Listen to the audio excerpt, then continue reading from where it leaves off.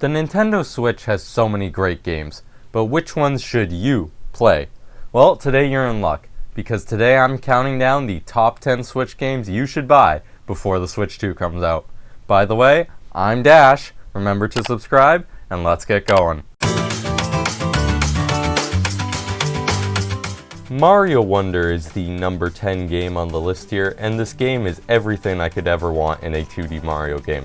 The visuals are amazing, and the gameplay is consistently good, if not a little easy. Not to mention the music is really good, if I do say so myself. Also, this game is a super fun game to just pop in and play. There's no huge story you have to pay attention to, and the game feels super fun to control and play. The only real issue I have with this game is that it only took me 11 hours to 100% on my first playthrough, and the bosses in the game are not great by any means, but this game is still a ton of fun and one I would recommend picking up before the Switch 2. Animal Crossing: New Horizons is the second best-selling Nintendo Switch game, and for good reason. This game is just really calming and enjoyable. In Animal Crossing: New Horizons, it has the player taking care of their island, and on this island you can customize it and make it basically whatever you want it to be. You can also invite people you want to live on the island, and it's always a great game to play if you're feeling stressed. And I also really like how this game incentivizes you to play it more, because if you don't take care of your island, weeds will grow everywhere and bugs will get into your house, which is a nice touch. The main issue I have with the game is after a while, and I mean after a while, maybe 100 hours or so, it feels like there's nothing else to do on your island, which makes the game feel kinda boring, but any game that you can get 100 hours out of is usually pretty good at the very least. Kirby and the Forgotten Land. Man, I love this game. It's such a fun game that has some very creative levels, and even provides a good challenge if you're going for the 100%. This game, to be honest with you, is weirdly kind of good, because Kirby has never had a mainline 3D game, and this game was the first one in the series, and Nintendo nailed it with their first attempt. All the worlds in this game are great. I really like the Snow World and the Hub World, and as a side note, I really just like Hub Worlds in games in general, but this game does it so well that I thought I had to bring it up. This game also gets sort of challenging near the end with the final arena, which is cool because I also like it when games have some difficulty to them. And overall, I just really like this game. And it's very similar to Mario Wonder since it's so consistently good and fun. And I couldn't have asked for more from Kirby's first 3D adventure.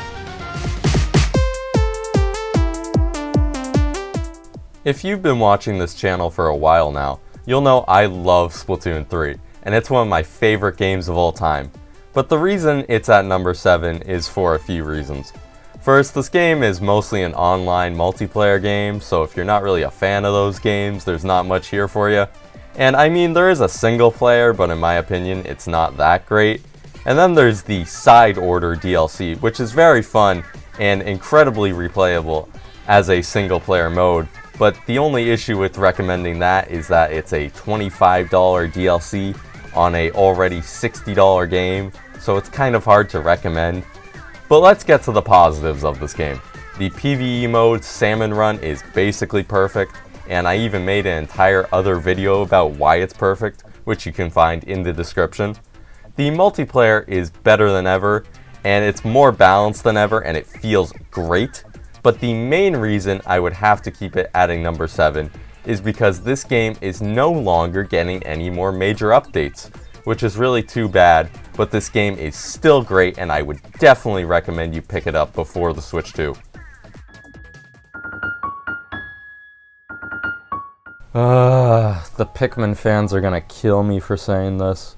Okay, Pikmin 4 is a really amazing game. And is it my number 1? No. But would I recommend it? Absolutely! Pikmin 4 follows the main character going around planet PNF 404 in search of Sparklium. On the search, they will come across Pikmin, and with the Pikmin and the dog creature Ochi, the main character will save and rescue the other crew members. And hopefully, they will find their way home. Pikmin 4 is great. It offers a decent challenge while also being a super fun game to walk around in and explore the world. The new Dandori challenges are also great and offer a fun challenge that's new to the Pikmin series. Now, I would recommend this game for newcomers of the series as well, because it is probably the easiest Pikmin game by far, and it doesn't really have the time management mechanic that Pikmin 1 and 3 had, but this game is definitely one you should buy before the Switch 2. Okay, now's when the games start to really get good. You need to play these. Mario Odyssey is the flagship Mario game for the Switch and is phenomenal, to say the least. Mario Odyssey is the main 3D Mario game on the Switch and is insanely replayable. This game's soundtrack is amazing, this game's worlds are amazing, and my favorite part about this game is that the movement is amazing. Seriously, just controlling and running around with Mario might be the best part of the game. Mario has so many cool options for movement, and on top of that, I haven't even got to the main selling point of the game, which is the capture mechanic, where Mario can throw his hat at anything like frogs and take control of them. I wonder if anything will happen if I put the hat on. Whoa, that's weird. Anyway, the capture mechanic is really cool, and running around as a frog is something I will never forget. But yeah, go buy Mario Odyssey. This game is amazing, and if Nintendo ever makes a Mario Odyssey 2, playing the first one would be a great place to start. Metroid Dread. What more can I say? Buy the game. Next! No, but seriously, Metroid Dread is a masterpiece. This game's movement feels so good. It has really good horror elements with the Emmys in the game that still terrify me to this day. The story is also pretty good, even though that's clearly not the focus of the game. Although the best part about this game is the bosses. The bosses in Metroid Dread are some of the best bosses Nintendo has ever made. I won't show you the final boss here for spoiler reasons, but it is one of my favorite bosses of all time. And if you want an example of a boss that's not a spoiler, the Craig boss is incredibly good and provides a good challenge. And for all the Metroid Prime fans out there like myself, the reason I didn't put Prime on the list is because I find that the game is kind of hard to get into if you have no idea what you're doing.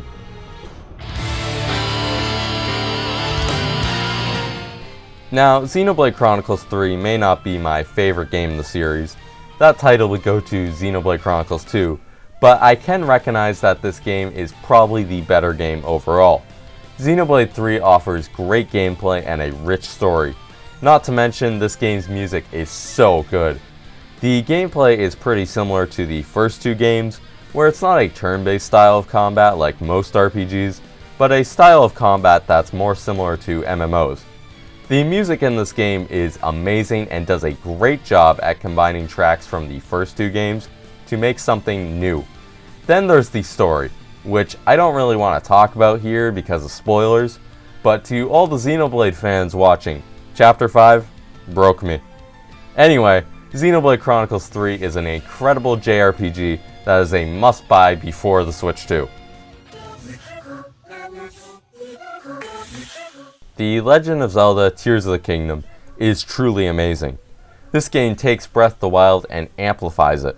Remember how in Breath of the Wild you could just launch yourself with bombs? Well, in Tears of the Kingdom you can just straight up build a flying machine.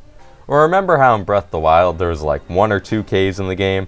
Well, in Tears of the Kingdom there's over 100 caves, and there's even a new underground map that's the size of the regular map. Like what? I haven't even talked about the new abilities in this game, which are also amazing. My personal favorite ability is Recall, which reverses time on an object.